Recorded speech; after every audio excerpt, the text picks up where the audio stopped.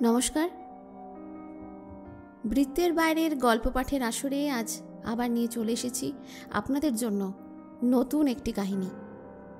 বিভূতিভূষণ বন্দ্যোপাধ্যায় রচিত একটি বিখ্যাত উপন্যাস অশনি সংকেত।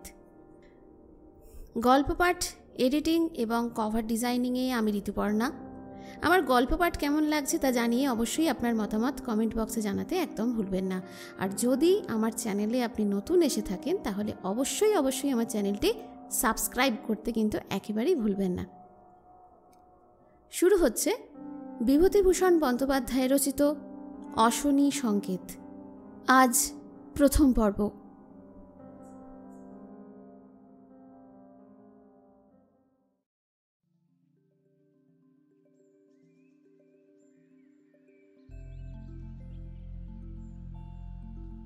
নদীর ঘাটে তালগাছের গুঁড়ি দিয়ে ধাপ তৈরি করা হয়েছে। দুটি স্ত্রীলোক স্নানরতা। একটি স্ত্রীলোক অপেক্ষাকৃত অল্প বয়সী, 30-এর সামান্য কিছু নিচে হবে হয়তো। অপরটি প্রৌঢ়া। প্রৌঢ়া বললে, ও বামন দিদি, ওটো ওটো, কুমিরে এসে নদীতে। অপর বধূটির জল থেকে এত তাড়াতাড়ি ওঠবার কোনো ইচ্ছে নেই। সে কোনো জবাব না দিয়ে গলা জলে দাঁড়িয়ে রইলে। বামন দিদিকে নিয়ে আর কখনো যদি নাইতে আসি। রাগ করো না পুটির মা, সত্যি বলছি, জলে নামলে আমার আর ইচ্ছে করে না যে উঠি। কেন বামন দিদি? যে গায়ে আগে ছিলাম সেখানে কি জলকষ্ট, সে যদি তুমি দেখতে। একটা বিল ছিল, তার সব জল শুকিয়ে যেত। জ্যৈষ্ঠী মাসে 1 বালতি জলে নাওয়া, অথচ তার নাম ছিল পদ্মবিল। বধূটি হিহি করে হেসে ঘাড় দুলিয়ে বললে, পদ্মবিল? দেখো তো কি মজা পুটির মা, চৈত্র মাসে জল যায় শুকিয়ে, তার নাম কিনা পদ্মবিল।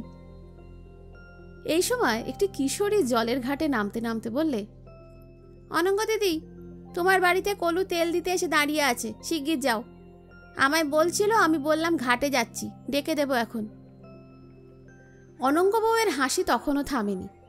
সে বললে, তোর বৌদিদের কাছে গল্প করছি পদ্মবিলের। জল থাকে না চৈত্র মাসে, নাম তার পদ্মবিল। মেয়েটি বললে, সে কোথায় অনঙ্গদি? সেই যেখানে আগে ছিলাম, সেই গায়ে। সে কোথায়? ও সে ভাতছালা বলে গা, অম্বিকাপুরের কাছে। তোমার শ্বশুরবাড়ি বুঝি? না, আমার শ্বশুরবাড়ি হরিহরপুর, নদে জেলা। সেখানে বড্ড চলাচলতির কষ্ট দেখে সেখান থেকে বেরোলাম, তো এলাম এই পদ্মবিলের গায়ে।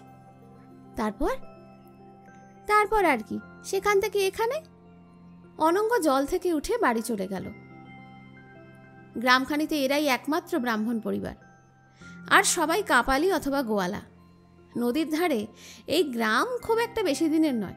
বসিরহাট অঞ্চলের চাষি জমি নোনা লেগে নষ্ট হওয়াতে সেইখান থেকে আজ 12-13 বছর আগে কাপালিরা উঠে এসে নদী তীরের এই অনাবাদী পতিত জমি সস্তায় বন্দোবস্ত করে নিয়ে এই গ্রামখানা বসিয়েছিল। তাই এখনও এর নাম নতুন গা। কেউ কেউ বলে চরপোলতার নতুন পাড়া। অনঙ্গদের বাড়ি গোয়ালপাড়ার প্রান্তে, 2খানা মেটে ঘর, খড়ের ছাউনি, 1খানা দোচালা রান্নাঘর, পরিষ্কার পরিচ্ছন্ন উঠোনের ধারে ধারে পেঁপে ও মানকচু গাছ। চালে দেশি কুমড়োর লতা দেওয়া হয়েছে কঞ্চি দিয়ে। রান্নাঘরের পাশে গোটাকতক বেগুন গাছ, ঢেঁড়স গাছ। অনঙ্গ এসে দেখল বদ্রীনাথ কলু বড় একটা ভাঁড়ে প্রায় 2.5 সের খাঁটি সর্ষের তেল এনেছে। তেল মাপা হয়ে গেলে বদ্রীনাথ বললে, মাঠাগ্রুন, আজ আর সর্ষে দেবেন নাকি? উনি বাড়ি এলে পাঠিয়ে দেব, এখন এই তেলেই 1 মাস চলে যাবে। আর 6টা পয়সা? কেন, খোল তো নিয়েছ, আবার পয়সা কিসের? আগে 6টা পয়সা দিতে হবে সর্ষে ভাঙানির মজুরি। খোলের আর কত দাম মাঠাগ্রুন, তাতে আমাদের পেট চলে। আচ্ছা, উনি বাড়ি এলে পাঠিয়ে দেব। অনঙ্গ বউয়ের 2টি ছেলে। বড়টির বয়স 11 বছর, তার ডাকনাম পটল। ছোটটি 8 বছরের, তাকে এখনও খোকা বলেই ডাকা হয়। পটল খুব সংসারী ছেলে। এসব তরিতরকারির ক্ষেত সেই করেছে বাড়িতে। এখন সে উঠোনের একপাশে বসে বেড়া বাঁধবার জন্য বাঁশের বাঁখাড়ি চাচ্ছিল। ওর মা বললে, পটলা, ওসব রাখ, এত বেলা হলো, দুধ দেয়নি কেন দেখি আয় তো। পটল বাখারি চাঁচতে চাঁচতেই বলল, আয় পারবো না। পারবি না তো কে যাবে? আমি যাব দুধ আনতে সেই কেষ্টদাসের বাড়ি? আহা, ভারী তো বেলা হয়েছে, এখন বেড়াটা একটু বেঁধে নি, একটু পরে দুধ এনে দেবো। না, এক্ষুনি যা। আর তোমার পায়ে পড়ি মা, বাবা বাড়ি এলে আর বেড়া বাঁধতে পারবো না। এই দেখো ছাগল এসে আজ বেগুন গাছ খেয়ে দিয়ে গিয়েছে। খোকা এসে বললে, মা আমি দুধ আনবো, দাদা বেড়া বাঁধো। অনঙ্গ সে কথা গায়ে না মেখে বললে, খোকা গাছ থেকে দুটো কাঁচা ঝাল তোলতো, তোদের মুড়ি মেখে দিই।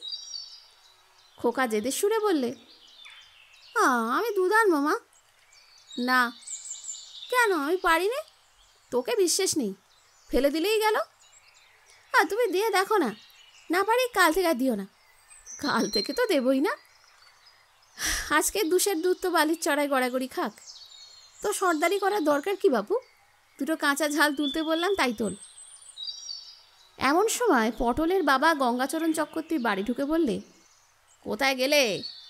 এই মাছটা ধরো, দিনু তিওর দিলে, বলে 7-8টা মাছ পেয়েছি, এটা ব্রাহ্মণের সেবায় লাগুক। বেশ বড় না মাছটা? হ্যাঁ এ পটলা, পড়া গেল, শুনো গেল, ওসব কি হচ্ছে সকালবেলা?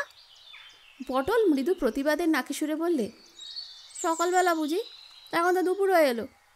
না তা হোক, ব্রাহ্মণের ছেলে বাঁশকঞ্চি নিয়ে থাকে না রাতদিন। ছাগল যে বেগুন গাছ খেয়ে যাচ্ছে, যাকগে খেয়ে, উঠে আয় ওখান থেকে। ব্রাহ্মণের ছেলে হয়ে কি কাপালির ছেলের মতো দাকুরুল হাতে থাকবি দিন রাত? অনঙ্গ বললে, কেন ছেলেটার পিছনে অমন করে লাগছো গা? বেড়া বাঁধছে, বাঁধুক না, ছুটির দিন তো। গঙ্গাচরণ চক্রবর্তী বললে, না না, ওসব শিক্ষে ভালো না, ব্রাহ্মণের ছেলে ওরকম কি ভালো? পটল নিতান্ত অনিচ্ছার সঙ্গে বেড়া বাঁধা রেখে উঠে এলো। অনঙ্গ স্বামীকে বললে, ওগো একবার হরিহরের হাটে যাও না। কেন? একবার দেখে এসো না গো, নতুন গুড় উঠল কিনা। সে তুমি ভেবো না, আমায় গুড় কিনতে হবে না, এখান থেকেই পাওয়া যাবে, সবাই ভক্তি করে। বাইরে থেকে কে ডাকলে, চক্রবর্তী মশাই বাড়ি আসেন? গঙ্গাচরণ বললে, কে? রামলাল, দাঁড়াও। আগন্তুক ম্যালেরিয়া রোগী, তার চেহারা দেখলেই বোঝা যায়। গঙ্গাচরণ বাড়ির বাইরে আসতেই সে নিজের ডান হাতখানা বাড়ি দিয়ে বললে, এবার হাতখানা দেখুন তো। গঙ্গাচরণ ধীরভাবে বললে, অমন করে হাত দেখে না, বসো, ঠান্ডা হও, হেঁটে এসেছো, নাড়ি চঞ্চল হবে। বাপ, এ কোদাল কোপানো নয়, এসব হলো ডাক্তার বদ্যির কাজ, বড্ড ঠান্ডা মাথায় করতে হয়। তা কাল কেমন ছিলে? রাত্রিরে একটু জ্বর জ্বর ভাব, শরীর যেন ভারী পাতর। তা কি খেয়েছিলে? 2টি ভাত খেয়েছিলাম চক্রবর্তী মশাই, আর কি খাবো বলুন? তা ভাত মুখে ভালো লাগলো না। যা ভেবেছি তাই। ভাত খেলে কি বলে জ্বর সারবে কি করে? আচ্ছা, আর খাবো না। সে তো বুঝলাম, যা খেয়ে ফেলেছ তার ঠেলা এখন সামলাবে কে? বসো, 2টো বড়ি নিয়ে যাও, শিউলি পাতার রস আর মধু দিয়ে খেও খন, দেখো কেমন থাকো। ওষুধ নিয়ে রামলাল চলে যাচ্ছিল, গঙ্গাচরণ ডেকে বললে, ওয়ে রামলাল, ভালো কথা, এবার নতুন সর্ষে হয়েছে খেতে, 2 কাটা পাঠিয়ে দিও তো।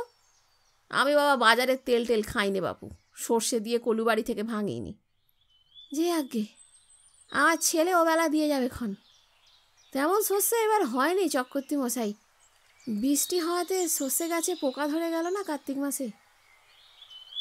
রামলালকে বিদায় দিয়ে গঙ্গাচরণ সগর্বে স্ত্রীর কাছে বলল, দেখলে তো, যাকে যা বলবো না বলুক দেখি কেউ, সে জো নেই কারোর। স্বামী গর্বে অনঙ্গ বউয়েরও মুখ উজ্জ্বল হয়ে উঠল। সে আদরের সুরে বললে, আচ্ছা এখন খেয়ে নাও দেখি, বেলা তো তেতে পুড়ে হয়েছে, সেই কখন বেরিয়েছ, 2টো ছোলা গুড় মুখে দিয়ে নাও, এখনই তো তোমার ছাত্রের দল সব আসতে শুরু করবে, একটু তেল দিই। নদীতে স্নান সেরে এসে জল খাবার অর্থাৎ ছোলা ভিজে ও 1 টুকরো আখের বাটালি খেতে খেতে গঙ্গাচরণের মুখ তৃপ্তিতে ভরে উঠল। অনঙ্গ জিজ্ঞেস করলে, হ্যাঁ গা, পাঠশালা খোলার কথা কিছু হলো ওই বিশেষ মশাইয়ের সঙ্গে? সব হয়ে যাবে, ওরা নিজেরা ঘর বেঁধে দেবেন বললেন। আচ্ছা, ছেলে কীরকম হবে? দুটো গায়ের ছেলে মেয়ে পাচ্ছি, তাছাড়া প্রাইভেট পড়ার ছাত্র তো আছেই হাতে। এদি করে লেখাপড়া জানা লোক কোথায় পাবে ওরা? সকলের এখন চেষ্টা দাঁড়িয়েছে যাতে আমি থাকি। সে তো ভালোই, উড়ে উড়ে বেরিয়ে কি করবে, এখানেই থাকা যাক। আমার বড্ড পছন্দ হয়েছে, কোনো জিনিসের অভাব নেই, এই মুখের কথা খসাতেই যা দেরি। বাবা, সব দিক থেকে বেঁধে ফেলতে হবে বেটাদের। চাষা গাঁ, জিনিস বলো, পত্তর বলো, ডাল বলো, মূলো বেগুন বলো, কোনো জিনিসের অভাব হবে না। এ গায়ে পুরুত নেই, ওরা বলছে চক্রবর্তী মশাই আমাদের লক্ষ্মী পুজো মনসা পুজোটাও কেন আপনি করুন না? সে বাপু আমার মত নেই। কেন কেন? কাপালিদের পুরুতগিরি করবে? শুদ্ধর যাজক বামুন হলে লোকে বলবে কি? কে টের পাচ্ছে বলো? এ অজ পাড়াগায় কে দেখতে আসছে? তুমিও যেমন। কিন্তু ঠাকুর পুজো জানো, না জেনে পুজো আচ্ছা করা ওসব কাঁচা খেকো দেবতা, বড্ড ভয় হয়। ছেলে পিলে নিয়ে ঘর করা। অত ভয় করলে সংসার করা চলে না গিন্নি। পাঁজিতে আজকাল ষষ্ঠী পুজো মাকাল পুজো সব লেখা থাকে, দেখে নিলেই হলো। তুমি যা বোঝো। কোনো ভয় নেই বউ, তুমি দেখে নিও। এ বেটাদের সব দিক থেকে বেঁধে ফেললে কোনো ভাবনা হবে না আমাদের সংসারে। অনঙ্গ তা জানে, স্বামীর ক্ষমতা সম্বন্ধে তার অসীম বিশ্বাস। কিন্তু কথাটা তা নয়, এক জায়গায় টিকে থাকতে পারলে সব হতে পারে। কিন্তু স্বামীর মন উড়ু উড়ু, কোনো গায়ে 1 বছরের বেশি তো টিকে থাকতে দেখা গেলই না। বাসুদেবপুরেই বা মন্দ ছিল কি? একটু সুবিধা হয়ে উঠতে না উঠতেই অমনি বললে, চলো বউ, এখানে আর মন টিকছে না। অমন করে উড়ে উড়ে বেড়ালে কি কখনো সংসারে উন্নতি হয়? তবে কথা ঠিক, বাসুদেবপুরে শুধু পাঠশালায় ছেলে পড়ানোতে মাসে 8-10 টাকা আয় হতো, আর এখানে কত জিনিসপত্র পাওয়া যায়। উন্নতি তো হয় এখান থেকেই। উনি যদি মন বসিয়ে থাকেন তবে সবই হতে পারে, তা অনঙ্গবউ বিলক্ষণ জানে। একটু পরে 4-5টি ছোট ছোট ছেলে স্লেট বই নিয়ে দড়ি বাঁধা দোয়াত ঝুলিয়ে গঙ্গাচরণের কাছে পড়তে এলো। গঙ্গাচরণ বললে, আমি এই খেয়ে উঠলাম, একটু শুয়ে নি, তোরা পুরনো পড়া দেখ ততক্ষণ। ওরে নসু, তোদের বাড়িতে বেগুন হয়েছে? একটি ছোট ছেলে বললে, হ্যাঁ গুরুমশাই। গঙ্গাচরণ ধমক দিয়ে বললে, গুরুমশাই কি রে? হ্যাঁ, স্যার বলবি, শিখিয়ে দিয়েছি না, বল। ছেলেটি ভয় ভয় বললে, হ্যাঁ স্যার। বাহ, যা গিয়ে বসে লিখগে, বেগুন নিয়ে আসবি কাল, বুঝলি? আনবো স্যার। ছেলে কটি দাওয়ায় বসে এমন চিৎকার জুড়ে দিলে যে তাদের ত্রিসীমানায় কারো নিদ্রা বা বিশ্রাম সম্পূর্ণ অসম্ভব। অনঙ্গ স্বামীকে বললে, ওগো, তোমার ছাত্ররা যে কানের পোকা বের করে দিলে, ওদের একটু থামিয়ে দাও। গঙ্গাচরণ হেঁকে বললে, এই পড়া থাক এখন, সবাই শটকে করাঙ্কে লিখে রাখতো ছেলেটে, আমি ঘুমিয়ে উঠে দেখব। তারপর স্ত্রীকে খুশির সুরে বললে, 6টা হয়েছে, আরো 7-8টা কাল আসছে পুবপাড়া থেকে। ভীম ঘোষ বলছিল, বাবা ঠাকুর, আমাদের পাড়ার সব ছেলে আপনার কাছে পাঠাবো। নেতা কাপালির কাছে পড়লে যদি ছেলে মানুষ হতো তাহলে আর ভাবনা ছিল না। ব্রাহ্মণ হলো সমাজের সব কাজের গুরুমশাই, কথায় বলে ব্রাহ্মণ পণ্ডিত। গঙ্গাচরণ মন দিয়ে ছেলে পড়ায় বটে। ঘুম থেকে উঠে সে ছেলেদের নিয়ে অনেকক্ষণ ব্যস্ত রইল। কাউকে নামতা পড়ায়, কাউকে ইংরেজি ফার্স্ট বুক পড়ায়। ফাঁকিবাজ গুরুমশাই কেউ তাকে বলতে পারবে না। বেলা বেশ পড়ে গেলে সে ছাত্রদের ছুটি দিয়ে লাঠি নিয়ে বাইরে বেরোবার উদ্যোগ করতেই অনঙ্গ এসে বললে, ওগো, কিছু খেয়ে যাবে না? আজ 2 বাড়ি থেকে দুধ পাঠিয়ে দিয়েছিল, একটু ক্ষীর করেছি। বৈকালিক জলযোগ অনেক দিন অদৃষ্টে ঘটেনি। নানা অবস্থা বিপর্যয়ের মধ্যে আজ 3টি বছর কাটছে এই স্বামী স্ত্রীর। সুতরাং স্ত্রীর কথা গঙ্গাচরণের কানে একটু নতুন শোনালো। স্ত্রীকে বললে, ছেলেদের দিয়েছ? সে ভাবনা তো তোমার করতে হবে না, তুমি খেয়ে নাও। খেতে খেতে পরম তৃপ্তির সঙ্গে সে স্ত্রীকে বললে, এখানে আছি ভালোই, কি বলো? অনঙ্গ বউয়ের মুখে সমর্থনসূচক মৃদু হাসি দেখা দিল। সে কোনো উত্তর করল না। লক্ষ্মীর কৃপা যদি হয়ই, মুখে তা নিয়ে বড়াই করতে নেই, তাতে লক্ষ্মী রাগ করেন। গঙ্গাচরণ খানিকটা ক্ষীরশুদ্ধ বাটি স্ত্রীর হাতে দিয়ে বললে, এই নাও। ও কি? না না, সবটা খেয়ে ফেলো। তুমি এটুকু। আমার জন্য আছে গো, আছে, সে ভাবনা তোমায় করতে হবে না। তা হোক, আর খাবো না। এবার বিশ্বাস মশাইয়ের বাড়ি যাই, পাকাপাকি করে আসি। বেশি দেরি করো না, এখানে নাকি বুনো শুয়োর বেরোয় সন্ধ্যের পর। আমার বড্ড ভয় করে বাবু। গঙ্গাচরণ ছায়া ভরা বিকেলে মাঠের রাস্তা দিয়ে গন্তব্যস্থানে যেতে যেতে কল্পনা চক্ষে তার ভবিষ্যৎ গৃহস্থালির ছবি আঁকছিল। বেশ লাগে ভাবতে।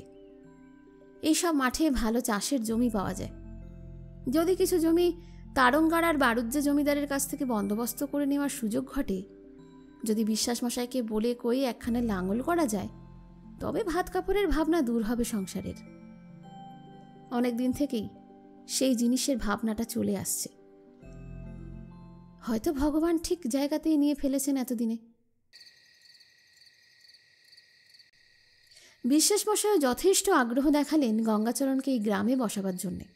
বললেন, আপনারা আমাদের মাথার মণি, আমি আপনাকে সব বন্দোবস্ত করে দিচ্ছি। একটা পাঠশালার বন্দোবস্ত আপনি করে দিন। সে সব হয়ে যাবে, আপাতত যাতে আপনার চলে তার ব্যবস্থা করতে হবে তো। তা বাড়িতে খেতে কজন? আমার স্ত্রী ও দুটি ছেলে। বিশ্বাস মশাই মনে মনে হিসেব করে বললেন, ধরুন মাসে 10 আড়ি ধান, 15 কাঠা চাল হলে আপনার মাস চলে যাবে, কি বলেন? হ্যাঁ, তাই ধরুন। আর সংসারের ডাল ডুল তেল নুন ও হয়ে যাবে। পুরুতগিরিটাও ধরুন। সে তো ঠিক করেই রেখেছি। সংস্কৃত জিনিসটা কষ্ট করে শিখতে হয়েছে, ও বড় শক্ত জিনিস। সকলের মুখ দিয়ে কি বেরোয়? এই শুনুন তবে, ধ্যায় নিত্যং রজত গিরিনিভং চারুচন্দ্রবতং সং পরশ্রীম গবরাভিতি হস্ত ইয়ে রত্নকল্প জলাং। বাহ বাহ, এটা কি বলুন তো? কি করে জানবো বলুন, আমরা হচ্ছে চাষিবাসী গেরস্ত, আঁক পর্যন্ত আমাদের বিদ্যে। আর শিশুবোধক পড়েছেন? শিশুবোধক? হ্যাঁ, ওই ওই পাখি সব করে রব, রাতি পোহাইল, কাননে কুসুমকলি সকলি ফুটিল।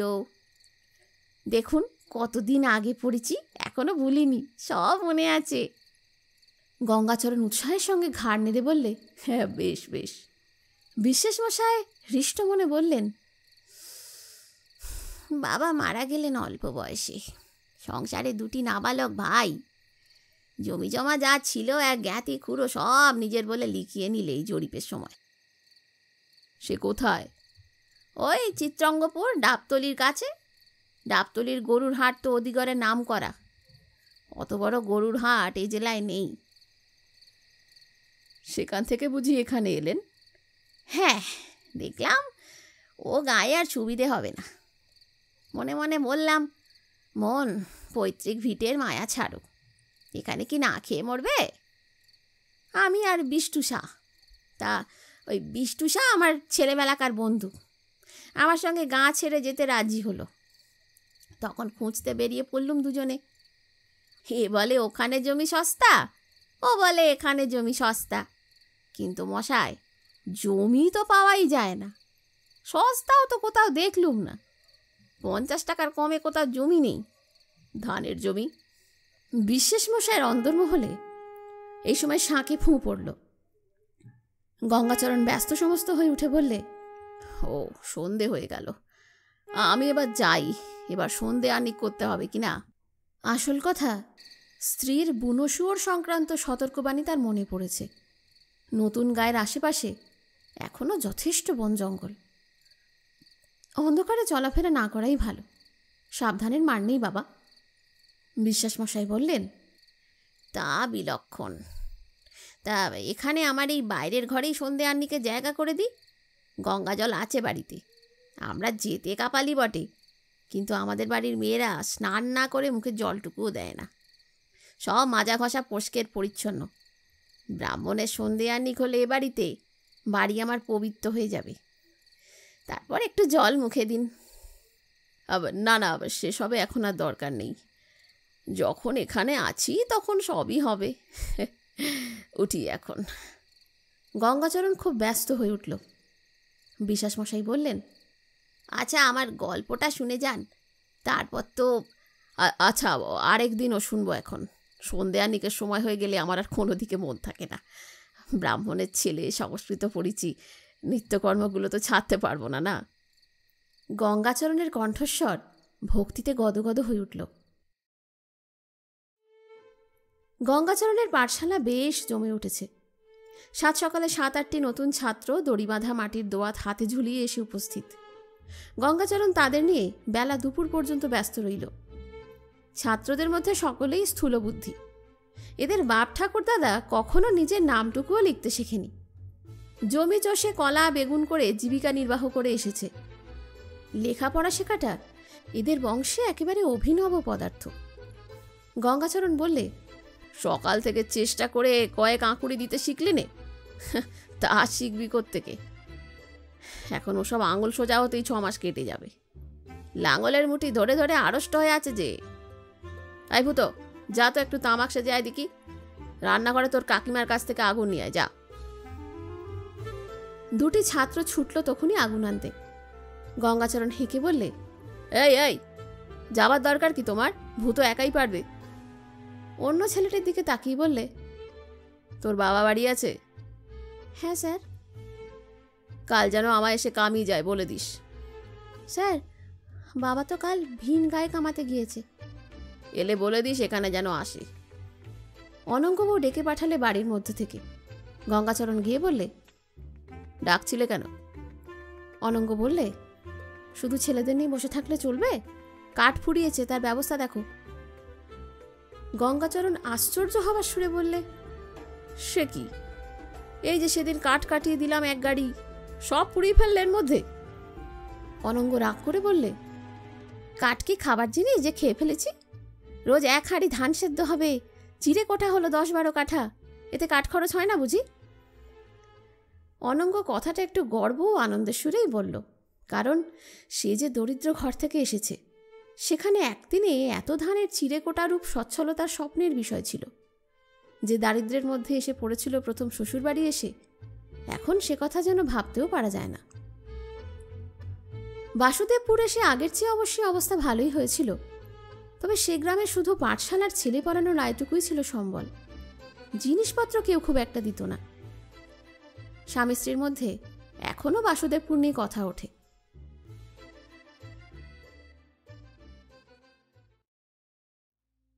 সেদিনে দুপুরের পর আহার আনতে গঙ্গাচরণ একটু বিশ্রাম করছিল। অনঙ্গ এসে বললে, বাসুদেবপুরে আবার যাবার ইচ্ছে আছে? গঙ্গাচরণ বিস্ময়ের সঙ্গে বললে, কেন বলো দেখি? না, তাই বলছি। সেখানকার ঘরখানা তো এখনো রেখেই দিয়েছ, বিক্রি করে তো এলে না। তখন কি জানি এখানে বেশ জমে উঠবে? ভাত চালার জন্যে কিন্তু মনটা কেমন কেমন করে। সেখানকার পদ্মবিলের কথা মনে আছে? পদ্মবিল তো ভালোই ছিল, বেশ জল। হ্যাঁ, চৈত্র মাসে জল থাকতো না বটে, কিন্তু না থাকুক বাবু, গাঁখানার লোকগুলো ছিল বড় ভালো। 3 দিকে মাঠ, একদিকে অত বড় বিল, সুন্দর দেখতে ছিল। তুমি তো বলেছিলে পদ্মবিলের ধারে ঘর বাঁধবে। ভেবেছিলাম নতুন ঘর উঠলেই পদ্মবিলের ধারে ঘর তৈরি করব। লোকজনকে বলেও রেখেছিলাম, সস্তায় খড় দিত। অনঙ্গ আপন মনে হিসেব করার ভঙ্গিতে বললে, আঙুল গুনে গুনে, হরিহরপুরে বিয়ে হলো, সেখান থেকে ভাত চালা, তারপর বাসুদেবপুর, তারপরে এখানে। অনেক দেশ বেড়ানো হলো আমাদের, কি বলো? গঙ্গাচরণ গর্বের সুরে বললে, বলি, হরিহরপুর গায়ের কজন এত দেশ থেকে বেরিয়েছে বলো দেখি?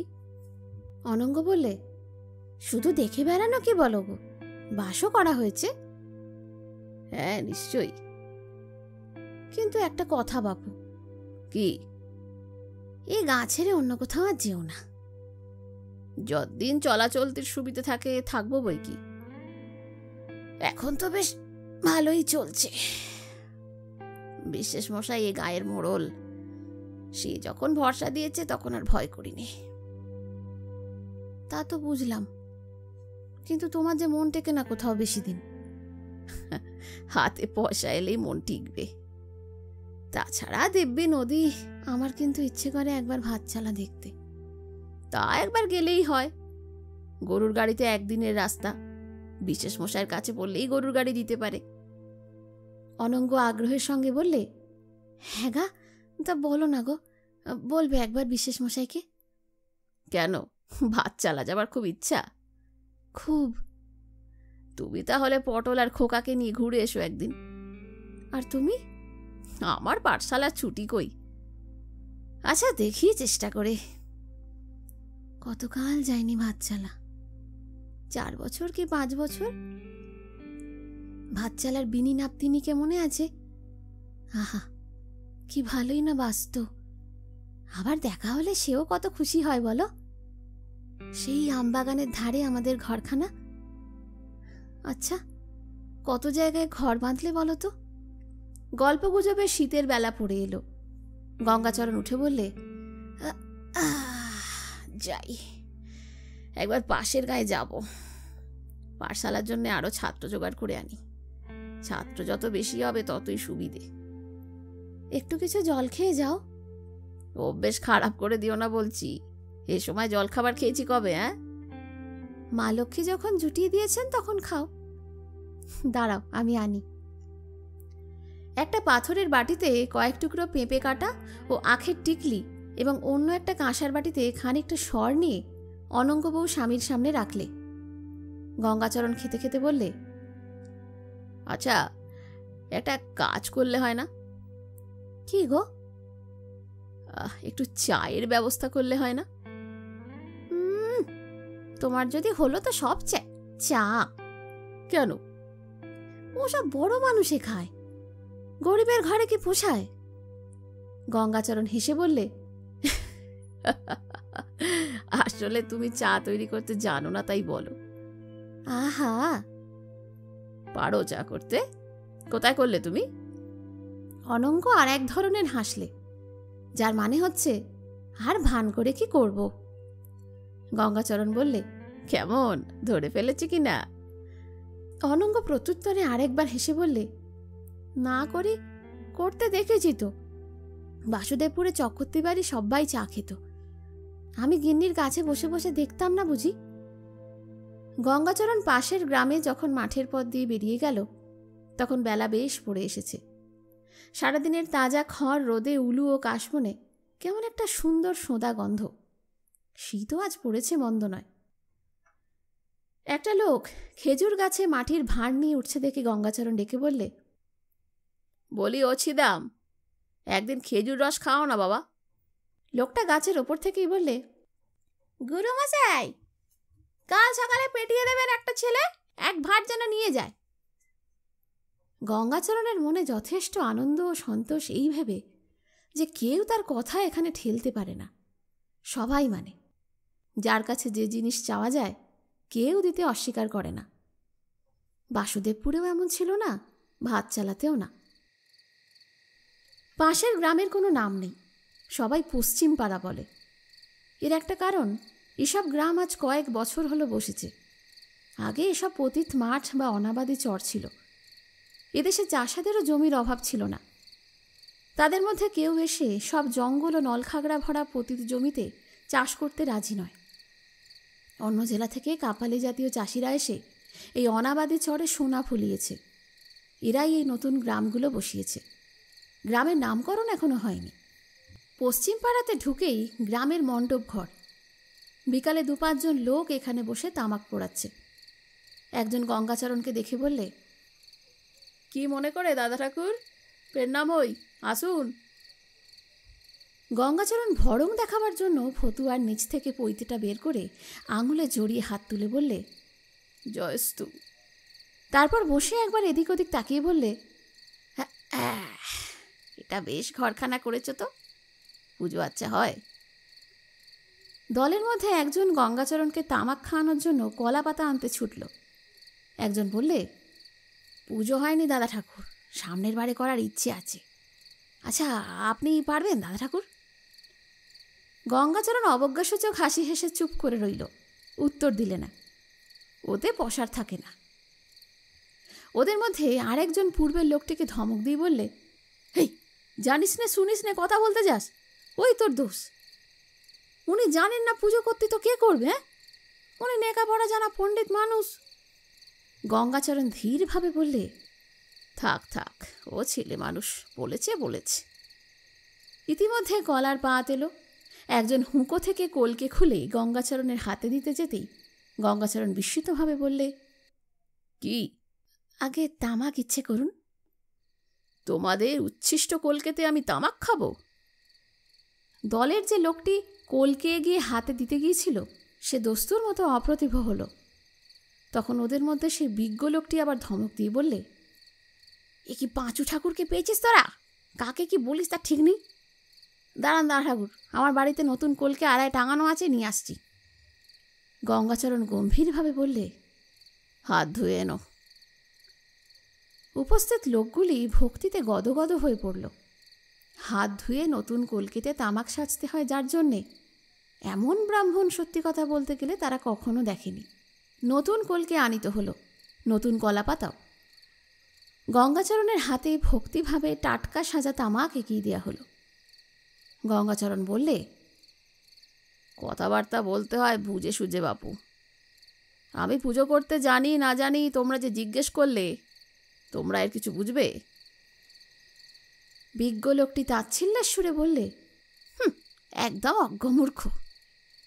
এ কথা বলে নিজের বিজ্ঞতা প্রমাণ করে সে গঙ্গাচরণের দিকে চেয়ে বললে, বাদ দিন ওদের কথা।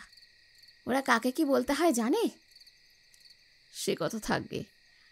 এখন তোমাদের এখানে আসার উদ্দেশ্য কি জানো? দলের অন্য লোকেরা কথা বলতে সাহস না করতে শুধু বিজ্ঞ লোকটি এর উত্তরে বললে, কি বলুন দাদা ঠাকুর? আমি একটা পাঠশালা খুলেছি নতুন গায়ে, তোমাদের গ্রামের ছেলেগুলি সেখানে পাঠাতে হবে। তবে তো বেশ কথা দাদা ঠাকুর, এ তো খুব ভালো। আমাদের ছেলেপিলেরা একটা হিল্লে হয় তাহলে। খুব ভালো। সেজন্যই তো আমি এলাম তোমাদের কাছে। তুমি একবার সবাইকে বলো। লোকটি দলের দিকে চেয়ে বললে, শুনলে তো সবাই দাদা ঠাকুর যা বললেন। আপনি বসুন, আমি ওদের ডেকে নিয়ে একটু পরামর্শ করি। একটা কাঁঠাল তলায় সকলে মিলে জোট পাকিয়ে কি বলা কওয়া করলে। তারপর বিজ্ঞ লোকটি আবার ফিরে এসে গঙ্গাচরণের কাছে বসল। বললে, সব ঠিক হয়ে গেল দাদা ঠাকুর। কি? সবাই ছেলে পেটিয়ে দেবে কাল থেকে। ওনারা আরেকটা কথাও বলেছেন। কি কথা? আমাদের এখানে যদি পাঠশালা খোলেন তবে কেমন হয়? দু জায়গায় হয় না।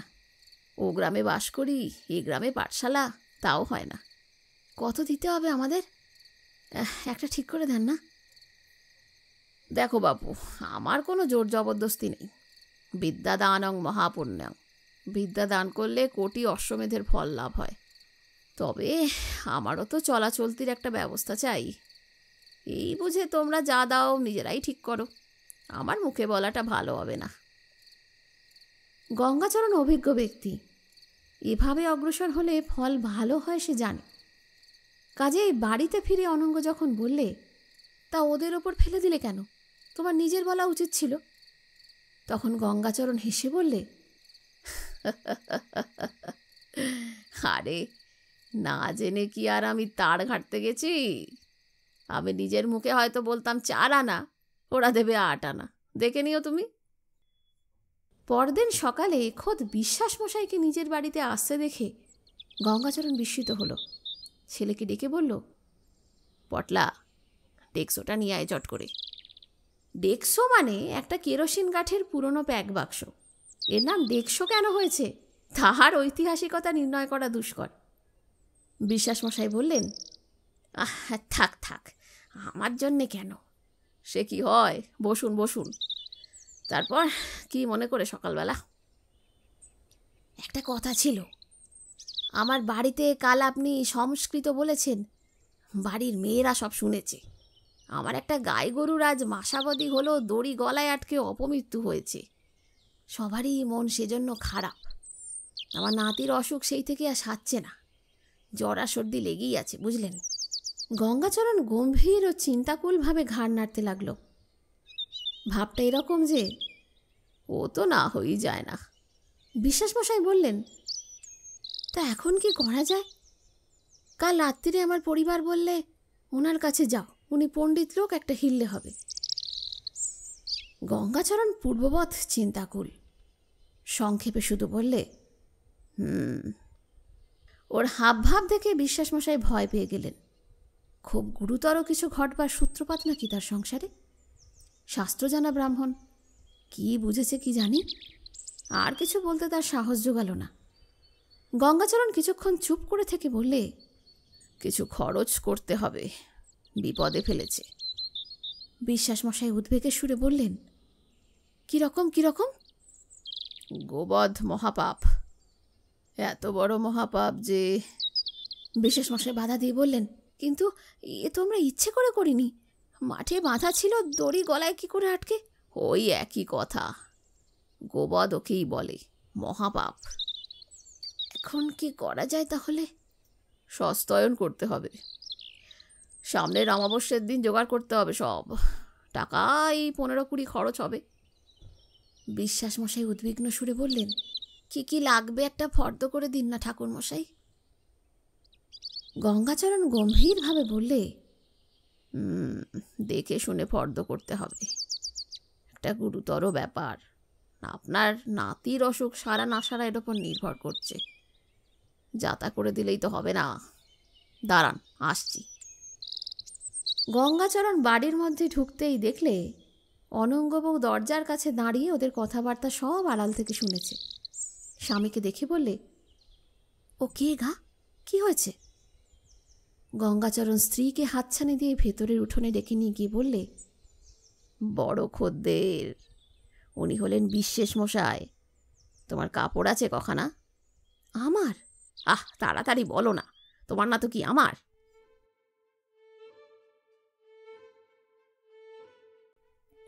হ্যাঁ, আমার 8 পৌড়ে শাড়ি আছে 2খানা, আর 1খানা, 3খানা। তরঙ্গের মধ্যে তোলা ভালো শাড়িও আছে 2খানা। কি নেবে বলো? ভালো শাড়ি না 8 পৌড়ে? ভালো শাড়ি 1খানা হলে বড্ড ভালো হয় গো। ওই কস্তা পেরে এইরকম জল চুড়ি দেওয়া। বাসুদেবপুরে চক্করতগিন্নির পরনে দেখে সেই পর্যন্ত বড্ড মনটার ইচ্ছে। হ্যাঁ গা, কে দেবে গা? একটু আস্তে কথা বলতে পারো না ছাই? দাঁড়িয়ে রয়েছে বাইরে। আর শোনো, গাওয়া ঘি আছে ঘরে? অনঙ্গ ঠোঁট উল্টে তাচ্ছিল্যে সুরে বললে, গাওয়া ঘি? বলে ভাত পায় না মুরকি জলপান।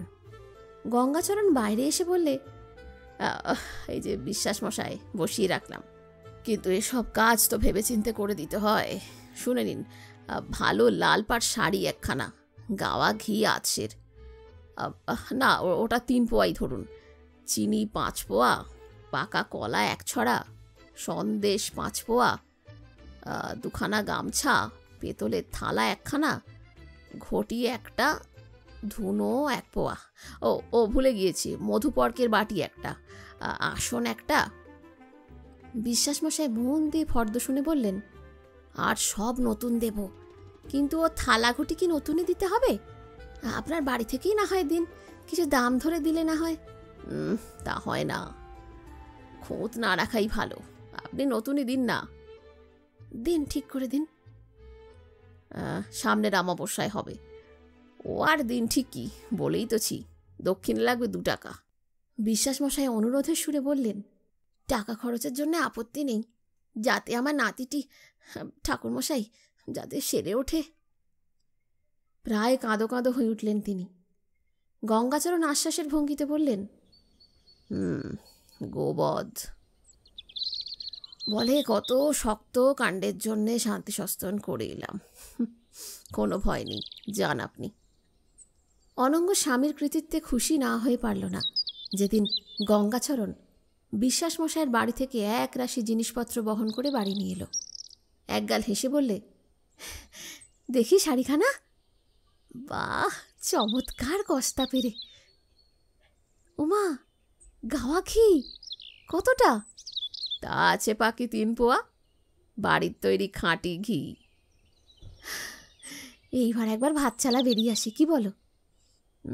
বিশ্বাস মশাইকেও বলেও এসেছি, গরুর গাড়ি দেবে বলেছে। তুমি যাবে না? আমার আর সময় কি আছে যে যাব, ছেলে পড়াতে হবে না। তুমি যাও ছেলেদের নিয়ে, এ সময় টাকাও পেয়েছি 2টো, একটা থাক একটা খরচ করে এসোক্ষণ। কিন্তু যাই যাই করেও শীত কেটে গিয়ে ফাল্গুন মাস পড়ে গেল। তখন অনঙ্গ একদিন বিশ্বাস মশাইয়ের গরুর গাড়িতে ছেলেদের নিয়ে ভাতশালা রওনা হলো। 2 ক্রোশ পথ গিয়ে কাঁটালিয়া নদী পার হতে হলো জোড়াখিয়া নৌকাতে গরুর গাড়ি শুদ্ধ। অনঙ্গ বউয়ের বেশ মজা লাগলো এমনভাবে নদী পার হতে। ওপারে উঁচু ডাঙায় নদী তীরে প্রথম বসন্তে বিস্তর ঘেটু ফুল ফুটে আছে। বাতাসে ভুরভুর করছে আমের বউলের মিষ্ট সুবাস। আঁকাবাঁকা শিমুল গাছে রাঙা ফুল ফুটে আছে। অনঙ্গ ছেলেদের বললে, এখানে ছায়ায় বসে 2টো মুড়ি খেয়ে নে, কখন ভাতছালা পৌঁছবি তার ঠিক নেই। বড় ছেলেটা বললে, ও কি আমের বোল হয়েছে দেখো সব গাছে, এবার বড্ড আম হবে না মা, খেয়ে নে মুড়ি, আমের বোল দেখার সময় নেই এখন। ছেলে দুটি ছুটোছুটি করে বেড়াতে লাগলো নদীর পাড়ে গাছপালার ছায়ায় ফড়িং ধরবার জন্যে। অনঙ্গ ওদের বকে ঝোঁকে আবার গাড়িতে ওঠালে। নিস্তব্ধ ফাল্গুন দুপুরে মেঠো পথে আমবন, জাম, বট, বাঁশ, শিমুল গাছের ছায়ায় ছায়ায় গরুর গাড়ির ছইয়ের মধ্যে বসে অনঙ্গ বউয়ের ঝিমুনি ধরলে। বড় ছেলে বললে, মা, ও মা, তুমি ঢুলে পড়ে যাচ্ছ যে, উঠে বসো। অনঙ্গ অপ্রতিভ হয়ে বললে, চোখে একটু জল দিলে হতো, ঘুম আসছে। ভাতছালা পৌঁছতে বেলা পড়ে গেল। গাড়োয়ান বললে, তবু সকালে এসে গেলাম মা ঠাকুরুন, 9 কোচ রাস্তা আমাদের গাঁ থেকে, গরু দুটোর কম বয়স তাই আসতে পারলে। ভাতছালাতে অনঙ্গ বউয়ের ঘর ছিল গ্রামের বাগদিপাড়া থেকে অল্প দূরে খুব বড় একটা বিলের কাছে। একখানা খড়ের ঘর, সঙ্গে ছোট একখানা রান্নাঘর। অনেক দিন কেউ না থাকাতে চালার ঘর কিছু কিছু উড়ে পড়েছে। মাটির দাওয়াতে ছাগল গরু উঠে খুঁড়ে ফেলেছে। উঠোনের চারিধারে বাঁশের বেড়া দেওয়া ছিল, ফাঁকে ফাঁকে রাংচিতার গাছ। বেড়ার শুকনো বাঁশ লোকে ভেঙে নিয়েছে অনেক। মতি বাগদিনী ছুটে এলো ওদের গরুর গাড়ি দেখে, মহা খুশির সঙ্গে বললে, বামন দিদি এলেন নাকি? ও মা, আমাদের কি ভাগ্যি। অনঙ্গ বউ বললে, হাই হাই মতি, ভালো আছিস? দাঁড়ান গো, আরে গড় করে নি, পায়ে ধুলো দান একটু। বাহ বাবা, খোকারা বেশ বড় হয়েছে দেখছি, বাহ। ভালো ছিলি? আপনাদের শ্রীচরণের আশীর্বাদে। তা এখন আছেন কোথায়? ওই নতুন গা, কপালি পাড়ায়, 9 কোষ রাস্তা এখান থেকে। তা এখানে এখন থাকবেন তো? বেশি দিন কি থাকতে পারি? সেখানে উনি স্কুল খুলেছেন মস্ত বড়, 1 ঘর ছাত্তর। 2 দিন থাকবো, তাই তাকে রেঁধে খেতে হবে। খাওয়া দাওয়া জোগাড় করবো? আমাদের সঙ্গে চাল ডাল আছে পুঁটলিতে, তুই 2টো শুকনো কাঠ করে দিয়ে যা দেখি। পদ্মবিলের থেকে কিছু দূরে মুচিপাড়া, প্রায় 100 ঘর মুচির বাস। পদ্মবিলে মাছ ধরে আশেপাশের গ্রামে বেচে এরা জীবিকা নির্বাহ করে। পোয়াটাক পথ দূরে গ্রামের অন্য জাত বাস করে। ব্রাহ্মণের বাস এই গ্রামেও নেই। এর একটা প্রধান কারণ, গঙ্গাচরণ এমন গ্রামে বাস করেনি যেখানে ব্রাহ্মণের বাস আছে, কারণ সে গ্রামে তার পসার থাকবে না। তার বদলে অন্য ব্রাহ্মণ যেখানে ডাকবার সুবিধে আছে, এমন গ্রামে সে ঘর বাঁধতে যাবে কিসের জন্যে? তাতে আদর হয় না। অনঙ্গ বউয়ের আগমনের সংবাদে গোয়ালপাড়া থেকে বৌঝিয়েরা দেখা করতে এলো। কেউ নিয়ে এলো একটি ঘটিতে সেরখানেক দুধ, কেউ নিয়ে এলো খানিকটা খেজুর গুড়ের পাটালি, কেউ 1 ছড়া পাকা মর্তমান কলা। অনেক রাত পর্যন্ত বৌঝিয়েরা দাওয়ায় বসে গল্প করলে। সকলেই মহা খুশি অনঙ্গ আসাতে। সকলেই অনুরোধ জানালে এখানে কিছুদিন থাকতে। এখানে আবার উঠে এলে কেমন হয়? তারা সব সুবিধে করে দেবে বসবাসের, কোনো অভাব অভিযোগ থাকতে দেবে না। আসুন না বামুন দিদি তাদের গায়ে আবার। ওরা নিজেরাই ঘরদোর ঝাঁট দিয়ে পরিষ্কার করে দিলে, মাটির প্রদীপে তেল সলতে দিয়ে আলো জ্বেলে দিলে। মতি মুচিনি বললে, রাত্রিরে আমি এসে শোবো ঘরের দাওয়ায়, দুটো খেয়ে আসি। অনঙ্গবউ তাকে বাড়ি গিয়ে আর খেতে দিলে না। যা রান্না হয় এখানেই দুটো ডাল ভাত খেয়ে নিলেই হবে। গরুর গাড়ির গাড়োয়ানও তো খাবে। সন্ধ্যের পর বেশ জ্যোৎস্না উঠল। একটু ঠান্ডা পড়েছে জোর দক্ষিণ বাতাসে। বউ ঝিয়েরা একে একে চলে গেল। মতি মুচিনি কলার পাত কেটে এনে বিলের ধারে ঘাসের ওপরে ভাত খেতে বসল। গাড়োয়ান বললে তার শরীর খারাপ হয়েছে, সে কিছু খাবে না রাতে। অনঙ্গ মাদুর পেতে গল্প করতে বসল বিলের দিকের জ্যোৎস্নালোকিত দাওয়ায়। শ্যামাচরণ ঘোষের বিধবা মেয়ে একটা কেরোসিনের টেমি ধরিয়ে এসে হাজির হলো অনেক রাতে। সেও রাতে এখানেই শোবে। অনঙ্গবউকে সেও বড় ভালোবাসে। এ মেয়েটির বিবাহ হয়েছিল পাশের গ্রাম কুমুরে। 11 বছর বয়সে বিধবা হয়েছে। এখন প্রায় 27-28 বছর বয়স। দেখতে এখনও সুন্দরী, টকটকে ফর্সা রং, মুখশ্রীও ভালো। অনঙ্গ হেসে বললে, আয় কালী, চাঁদনি রাতে আবার টেমি কেন? কালী আঁচল দিয়ে টেমিটা বাঁচিয়ে আনছে পদ্মবিলের জোর দক্ষিণা হাওয়া থেকে। সে বললে, সেজন্য নয় দিদি, ওই মুচিপাড়ার বাঁশবাগান দিয়ে আসতে না কিরম যেন গা ছমছম করে এত রাতে। কেন রে, ভূতে তোর ঘাড় মটকাবে? কালী হেসে বললে, ওসব রাম করো না রাত্রিবেলা, তুমি ডাকাত মেয়ে মানুষ বাবা, তোর পোড়ার মুখী। বামুনের আবার ভয় কি রে? ভূতে বামুন বৈষ্ণব মানে না বৌদি, সত্যি কথা বলছি। সেবার হলো কি, মতি মুচিনি ভয় পেয়ে বললে, বাদ দে, ওসব গল্প এখন করে না। এই খেজুরের চটখানা পেতে শুয়ে পড়ো বামুন দিদির পাশে।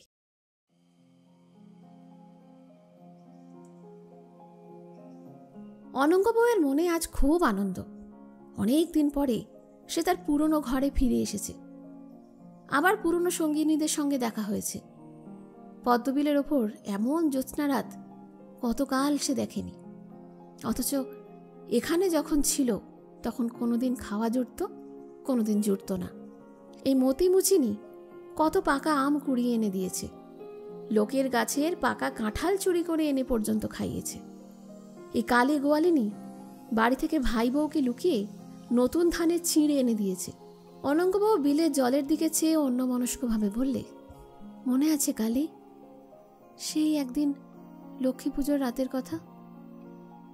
কালী মৃদু হেসে চুপ করে রইল। বামুনের মেয়েকে খাবার জোগাড় করে দিয়েছে একদিন, তা কি সে এখন মুখে বলবে? মনে নেই? ও কথা ছেড়ে দাও না বৌদি। তুই সেদিন ছিঁড়ে না আনলে উপোস দিতে হতো। আবার ও কথা, ছি। অনঙ্গ আঙুল দিয়ে দেখিয়ে বললে, ওই পদ্মবিলের ওখানটাতে একটা শোল মাছ ধরেছিলাম, মনে আছে মতি? মতি বললে, গামছা দিয়ে। ও মা, সেদিনের কথা যে খুব মনে আছে। তুমি আর আমি নাইতে গেছিলাম, মস্ত বড় মাছটা ছিল না রে? ভালো কথা মনে হলো, কাল মনে করে দিও দেখিনি। দেওর মাছ ধরবে কাল, একটা বান মাছ কাল খাওয়াবো বামন দিদিকে, বড্ড সোয়াদ বিলির মাছের। সে যেন তুই আমায় নতুন শেখাচ্ছিস মতি। কালী বলে উঠল, ওই শোনো মতির কথা, মুচি তার কত বুদ্ধি হবে।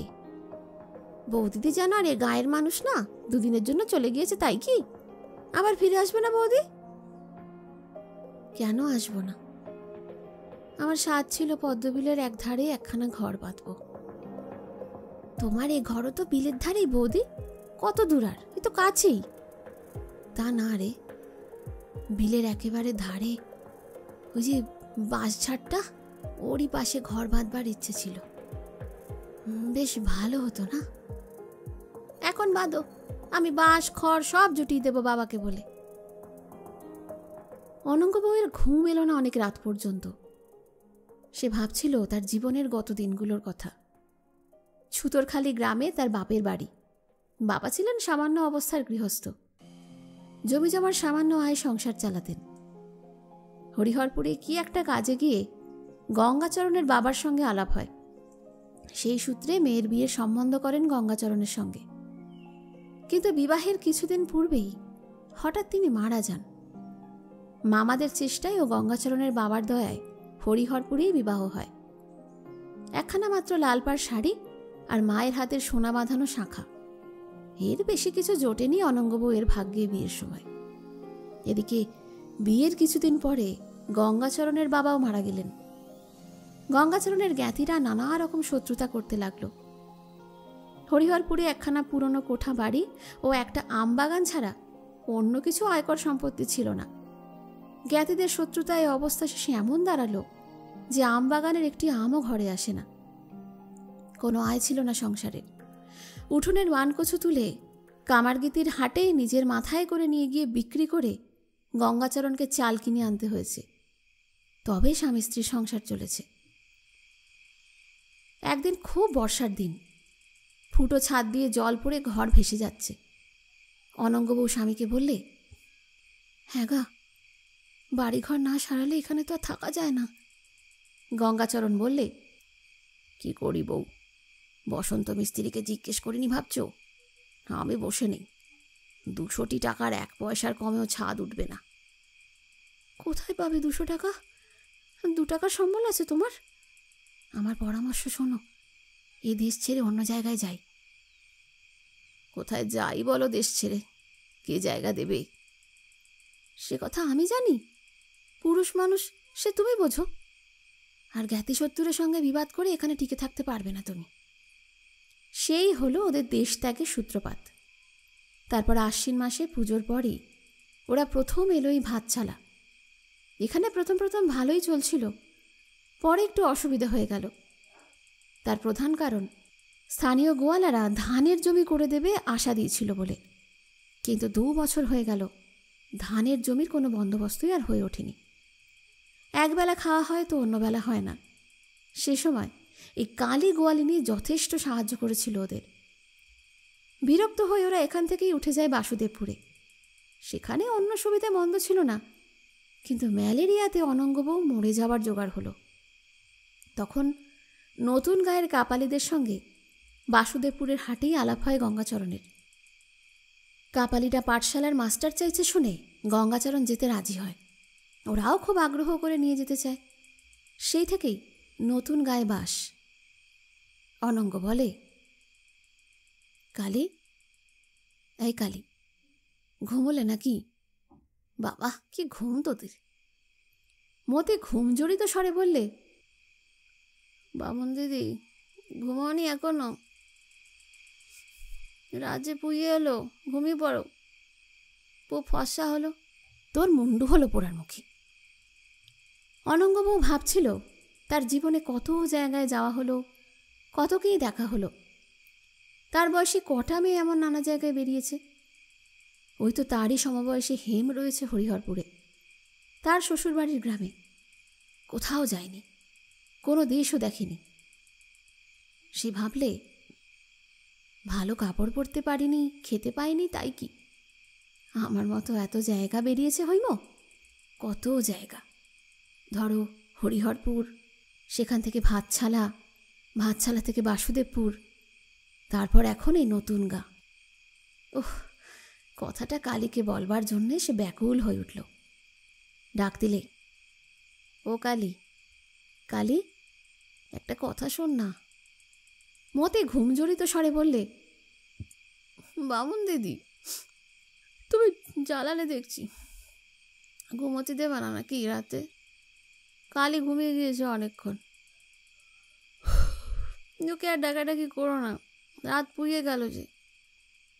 অনঙ্গবউ হেসে তার গায়ে একটা কাঠি ছুঁড়ে মেরে বললে, দূর অপরার মুখী।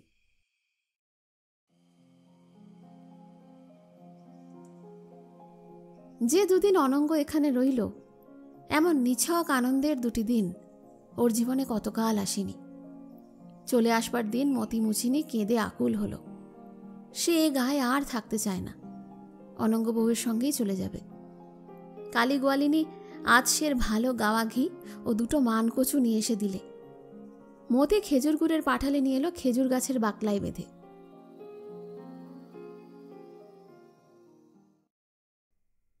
গঙ্গাচরণ জিনিসপত্র দেখে বললে, বাহ, অনেক সওদা করে এনেছো দেখছি। অনঙ্গ হাসি হাসি মুখে বললে, দাম দিতে হবে কিন্তু আমাকে। সে তো ভালো কথা। তা কেমন দেখলে? অতি চমৎকার। আমার যে কি ভালো লেগেছে। মতি এলো, কালী এলো, গায়ের কত ঝিবউ দেখতে এলো। ওরা এখনো ভোলেনি আমাদের, কি বলো? ভুলে যাবে। সবাই বলে এখানে এসে আবার বাস করো মামুন দিদি। হ্যাঁ গা, পদ্মবিলের ধারে একখানা ঘর বাঁধো না কেন? আমার বড্ড স্বাদ হয় কিন্তু। আবার ভাতচালা ফিরে যাবে? না না, সে হয় না। পাঠশালা ক্রমে উঠেছে, এখন কি নড়া যায়? গেলেই তো লোকসান। তুমি যা ভালো বোঝো। আমার কিন্তু বাপু ওখানে একখানা ঘর বাঁধবার বড্ড ইচ্ছে। গঙ্গাচরণ সেদিন পাঠশালায় জমিয়ে বসেছে। সামনের পথ দিয়ে একজন পথ চলতি লোক যেতে যেতে হঠাৎ দাঁড়িয়ে পাঠশালার মধ্যে ঢুকে পড়লে, এটা পাঠশালা? হ্যাঁ। মশাই দেখছি ব্রাহ্মণ, একটু তামাক খাওয়াতে পারেন? আমিও ব্রাহ্মণ, নমস্কার। বসুন বসুন, নমস্কার। ওরে! গঙ্গাচরণের ইঙ্গিতে একজন ছাত্র তামাক সাজতে ছুটল। আগন্তুক লোকটির পায়ে পুরনো ও তালি দেওয়া ক্যাম্বিসের জুতো, গায়ে মলিন পিরান, হাতে একগাছি তৈলপক্ষ সরু বাঁশের ছড়ি। পায়ে জুতো থাকা সত্ত্বেও সাদা ধুলো হাঁটু পর্যন্ত উঠেছে। লোকটি একটা কেরোসিন কাঠের বক্সের ওপর ক্লান্তভাবে বসে পড়ল। গঙ্গাচরণ বললে, মশাইয়ের নাম? আগে দুর্গা বাড়ুজ্জে, নিবাস কুমড়ে নাগরখালি, আড়ংঘাটার সন্নিকটে। আমিও আপনার মতো স্কুল মাস্টার। অম্বিকাপুর চেনেন? এখান থেকে 5 কোষ পথ। অম্বিকপুরে লোয়ার প্রাইমারি স্কুলে সেকেন্ড পণ্ডিত। বেশ বেশ, তামাক ইচ্ছে করুন। আগে আমায় একটু জল খাওয়াতে পারেন? ডাব খাবেন? ওরে পাঁচু, যাও তো বাবা, হরিকাপালি চারা গাছ থেকে আমার নাম করে 2টো ডাব চট করে পেরে নিয়ে এসো তো। আগন্তুক লোকটি প্রশংসার দৃষ্টিতে গঙ্গাচরণের দিকে চেয়ে বললে, বাহ, আপনার তো দেখছি এখানে বেশ পসার। গঙ্গাচরণ মৃদু হেসে চুপ করে রইল। বুদ্ধিমান ব্যক্তি নিজের পসার প্রতিপত্তির কথা নিজের মুখে বলে না। ইতিমধ্যে ডাব এসে পড়ল। ডাবের জল খেয়ে দুর্গা বাড়ুজ্জে আরামে নিঃশ্বাস ফেলে হুঁকো হাতে নিয়ে সজোরে ধূমপান করতে লাগল। আপন মনেই বললে, বেশ আছেন, বেশ আছেন আপনি।